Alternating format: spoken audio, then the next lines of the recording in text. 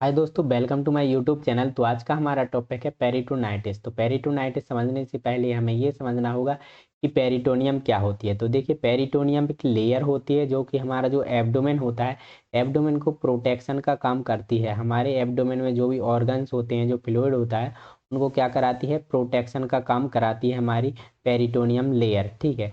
अगर हम peritoneum layer की बात करें तो ये 2 टाइप की होती है। फर्स्ट होती है क्या? Parietal peritoneum. पैराइटल पेरिटोनियम वो होती है जो हमारी आउटर कवरिंग लेयर होती है ये एब्डोमेन की, जो आप देख पा रहे होंगे कुछ इस प्रकार से ये है। ठीक है। सेकेंड होती है हमारी विसरल पेरिटोनियम। विसरल पेरिटोनियम वो होती है जो कि हमारे ऑर्गन को प्रोटेक्शन प्रोवाइड करती है, जैसे कि हमारा स्मॉल इंटेस्टाइन, लार्ज इंटेस्टाइन या जो स्टमक हो गया, लीवर हो गया, तो उसमें क्या करती है? उसकी ऊपर की साइड ये कवर होके रखती है ऑर्गन की। ठीक है। तो उसे हम बोलते हैं विसरल पेरिटोनियम।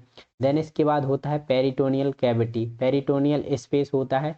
देखिए, पेरिटोनियल स्पेस या पेरिटोनियम हम कैविटी भी बोल सकते हैं, जो कि इन दोनों लेयरों के बीच में पाया जाता है, ताकि इन दोनों के बीच में क्या हो? फ्रैक्शन का काम बचता है। ये फ्रैक्शन से बचाता है ताकि इन दोनों क्या हो जाए? फ्रैक्शन से बचे रहें। ठीक है।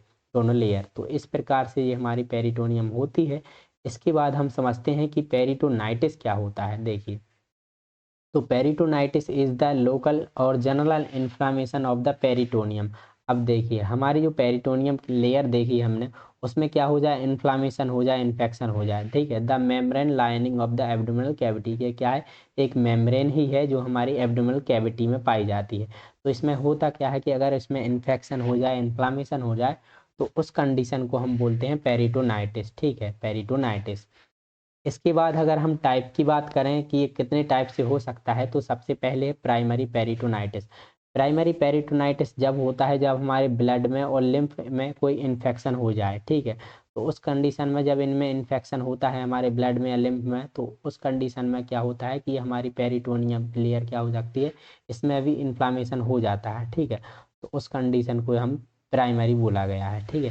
सेकेंडरी पेरिटोनाइटिस की बात करें तो while secondary peritonitis is result of inflammation or infection spreading from nearby organ or structure. जबकि सेकेंडरी पेरिटोनाइटिस जब होता है जब मान लीजिए हमारे ऑर्गन है, जैसे कि हमारा स्टमक है, लार्ज इंटेस्टाइन है, या फिर हमारा गॉल ब्लैडर है।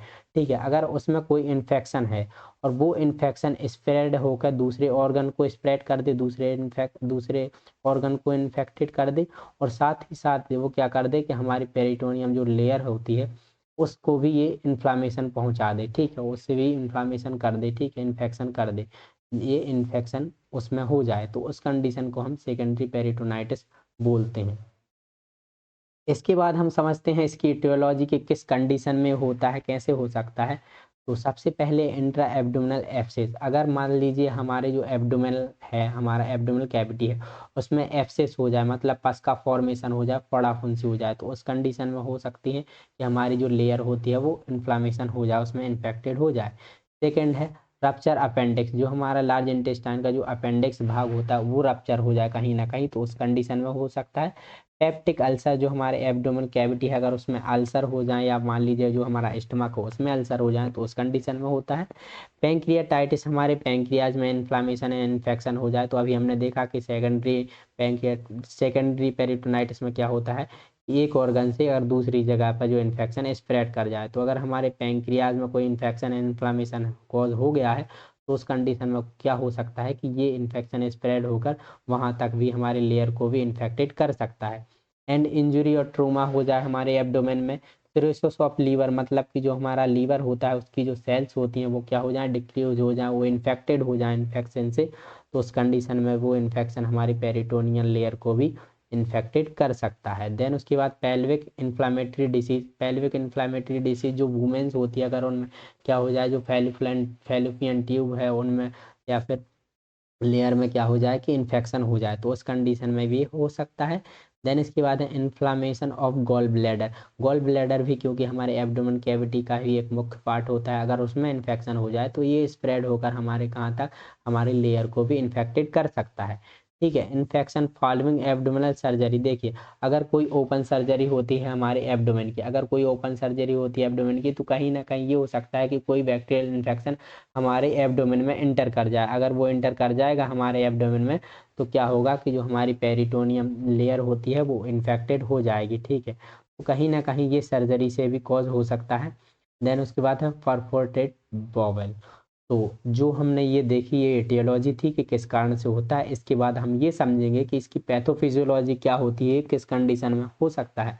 तो सबसे पहले है ड्यू टू एटियोलॉजिकल फैक्टर। हमने जो भी एटियोलॉजिकल फैक्टर देखे उनकी वजह से, या फिर मान लीजिए असाइटिस की कंडीशन है। असाइटिस मतलब कि एक्सेस मात्रा में जो हमारे फ्लूइड का अमाउंट उसमें ज़्यादा होने लगे, हमारे एब्डोमेन कैविटी में बहुत ज़्यादा एक्सेस मात्रा में क्या होने लगे, फ्लूइड का मतलब कि फॉर्मेशन होने लगे। तो उस कंडीशन में होगा क्या कि परफोरेशन इन पेरिटोनियम, क्या होगा कि पेरिटोनियम में क्या होगा, परफोरेशन होने लगेगा। परफोरेशन का मतलब मीन्स होता है कि जो कैविटी होती है, जो हमारी पेरिटोनियम कैविटी होती है, जो मतलब कि जो लाइन होती है उसमें क्या हो जाए, छिद्र हो जाए कुछ इस प्रकार से। तो होता क्या है कि उसके बाद होगा क्या कि micro organism enter in peritoneum covering. अब देखिए जो हमारी पेरिटोनियम कवरिंग लेयर है उसमें छिद्र हो जाएंगे, तो उससे होगा क्या कि माइक्रो ऑर्गेनिज्म उसके अंदर एंटर कर जाएंगे हमारे पेरिटोनियम में, ठीक है। उसमें क्या होगा कि माइक्रो ऑर्गेनिज्म एंटर कर जाएंगे, ठीक है। इसके बाद होगा क्या कि इन्फेक्शन में अकर, तो उससे होगा क्या कि इन्फेक्शन होने लगेगा, इन्फेक्शन में अकर, ठीक है। अब इन्फेक्शन होगा तो क्या होगा, इम्यूनिटी रिस्पॉन्ड टू इन्फेक्शन। जो अब हमारी इम्यूनिटी होती है, जो एंटीबॉडी होती है उस इन्फेक्शन के खिलाफ क्या करेगी, रिएक्शन शो करेगी, रिस्पॉन्ड करेगी।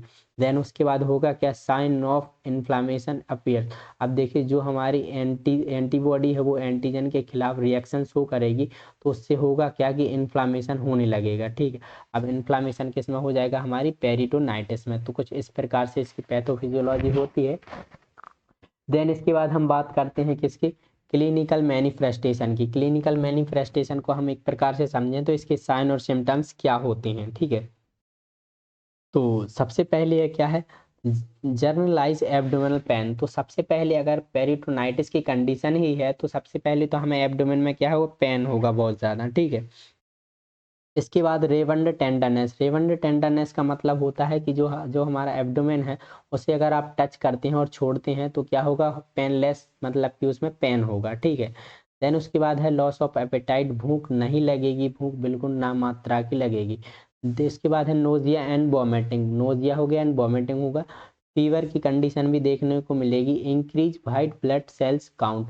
अब इसमें जो हमारा अगर हम ब्लड टेस्ट करवाते हैं तो जो WBC होती हैं वो क्या हो जाएंगी, इंक्रीज हो जाएंगी, क्योंकि बैक्टीरियल इन्फेक्शन हो गया है। इन्फेक्शन की वजह से होता ये है कि जब भी कोई इन्फेक्शन होता है तो सबसे पहले हमारी जो WBC है वो इंक्रीज हो जाती हैं, ठीक है। इसके बाद क्या है, increase heart rate and breathing. जो ब्रीथिंग होती है वो बढ़ जाएगी एंड जो हार्ट रेट है वो भी बढ़ जाएगी। एब्डोमिनल डिस्टर्बेंस हो जाएगा, डिस्टर्बेंस, ठीक है। देन उसके बाद क्या है, लो ब्लड प्रेशर। जो ब्लड प्रेशर होता है वो क्या हो जाएगा, डिक्रीज हो जाएगा। एंड लो यूरिन आउटपुट, जो यूरिन का आउटपुट होता है वो भी लो हो जाएगा, ठीक है। इलेक्ट्रोलाइट होते हैं वो इम्बेलेंस हो जाएंगे, जिसके कारण होगा क्या कि हमारा जो यूरिन आउटपुट वो भी लो हो जाएगा। एंड लो ब्लड प्रेशर में देख लीजिए एनोरेक्सिया, जो कि क्या होगी, भूख नहीं लगेगी। इसके बाद हम बात करते हैं डायग्नोस्टिक एवेल्यूएशन की बात, कि हम क्या क्या डायग्नोस्ट कर सकते हैं। तो सबसे पहले है हिस्ट्री कलेक्शन, हम पेशेंट की हिस्ट्री कलेक्शन करनी होगी। सेकेंड है फिजिकल एग्जामिनेशन। फिजिकल एग्जामिनेशन में हम जो एब्डोमेन है वहाँ पर क्या कर सकते हैं, हाथ रखकर, मतलब कि पालपेट कर कर परकसन करके हम फील करके पता कर सकते हैं एब्डोमेन को, ठीक है। इसके बाद क्या है, complete blood count. Complete blood count में होगा क्या है कि WBC की संख्या बढ़ जाएगी। सीरम इलेक्ट्रोलाइट स्टडी, मतलब कि इलेक्ट्रोलाइट स्टडी करेंगे। एब्डोमिनल एक्सरे होता है वो किया जाता है। CT स्कैन होती है, ठीक है। जो है एब्डोमेन का CT स्कैन भी किया जा सकता है। USG भी कर सकते हैं, लेप्रोस्कोपी भी की जाती है। एंड रेक्टल और पेल्विक एग्जामिनेशन जो होता है वो भी कर सकते हैं हम इस कंडीशन में। इसके बाद हम देखते हैं मैनेजमेंट की, जो पेरिटोनाइटिस है उसका क्या मैनेजमेंट करेंगे। तो सबसे पहले हमें करना होगा to maintain fluid and electrolyte balance. जो भी फ्लूइड एंड इलेक्ट्रोलाइट इम्बैलेंस हो गए हैं तो सबसे पहले तो हमें उन्हें बैलेंस करना होता है। देन उसके बाद होगा क्या कि टू कंट्रोल इन्फेक्शन। अब इन्फेक्शन की वजह से पेरिटोनियम कैविटी में क्या होगा, इन्फेक्शन होता है, तो हमें क्या करना है, इन्फेक्शन को कंट्रोल करना है, ठीक है। टू प्रिवेंट कॉम्प्लिकेशन, जो भी कॉम्प्लिकेशन देखने को मिलते हैं उन्हें हमें प्रिवेंट करना है। Identify and eliminate the cause, जो भी कॉजेज हैं जिनकी वजह से जो पेरिटोनाइटिस की कंडीशन देखने को मिल रही है उन्हें आइडेंटिफाई करना है और उन्हें फिर अवॉइड करना है, ठीक है। इसके बाद हम बात करते हैं मेडिकल मैनेजमेंट की। मेडिकल मैनेजमेंट हम कैसे कर सकते हैं। तो सबसे पहले analgesic to relieve the pain, हमें एनाल्जेसिक मेडिसिन देंगे ताकि जो पेन होता है वो कम हो सके, ठीक है। एडमिनिस्टर एंटीएमेटिक्स, जो भी ड्रग्स होती हैं हम वो प्रोवाइड करेंगे। एडमिनिस्टर आईवी फ्लूइड, हमें आईवी फ्लूइड भी देना होता है क्योंकि इलेक्ट्रोलाइट इम्बैलेंस हो गए हैं इसकी वजह से। एंड एंटीबायोटिक्स, एंटीबायोटिक्स मोस्टली हमें देनी होती है एंटीबायोटिक थेरेपी, क्योंकि जो बैक्टीरियल इन्फेक्शन की वजह से क्या हुआ है, पेरिटोनाइटिस की कंडीशन हुई है, तो ये हमें मोस्टली देनी होती हैं, ठीक है। Usually irritated early treatment to peritonitis, तो ये हमें एंटीबायोटिक्स देनी ही होती हैं। Use of diuretic to increase urine output, देखिए यूरिन आउटपुट क्या हो गया है, डिक्रीज हो गया था, तो इसलिए हमें डायरेटिक मेडिसिन देनी है। डायरेटिक मेडिसिन वो होती हैं जो कि क्या करती हैं, यूरिन की आउटपुट को इंक्रीज कर देती हैं, ठीक है। देन उसके बाद है parenteral nutrition should be administered to meet nutrition need for immune function and healing. तो होता क्या है कि हमें पेरेंटल रूट से भी क्या करना है, एडमिनिस्टर कराना है न्यूट्रिशन को, न्यूट्रिशनल को, अगर पेशेंट की कंडीशन थोड़ी ज़्यादा ही डिक्रीज है तो। इसके बाद क्या है, ऑक्सीजन थेरेपी, ऑक्सीजन थेरेपी देंगे जैसे नेजल के थ्रू, मार्क्स प्रमोट ऑक्सीजनेशन, तो ठीक है। तो ये हम मेडिकल मैनेजमेंट होता है कुछ प्रोवाइड कर सकते हैं। सर्जिकल मैनेजमेंट की बात करें तो क्या है, रिमूविंग द इन्फेक्टेड मटेरियल, जो भी इन्फेक्टेड मटेरियल है वो रिमूव करेंगे। करेक्शन ऑफ कॉजेज, जो भी करेक्शन है कॉजेज को करेक्शन करेंगे, ठीक है। इसके बाद हम बात करते हैं नर्सिंग मैनेजमेंट की। नर्सिंग मैनेजमेंट क्या होता है, एक नर्स को क्या मैनेजमेंट करके चलना होता है। तो सबसे पहले क्या होता है कि चेक द वाइटल साइंस, हमारा पहला काम होता है पेशेंट का वाइटल साइंस चेक करना।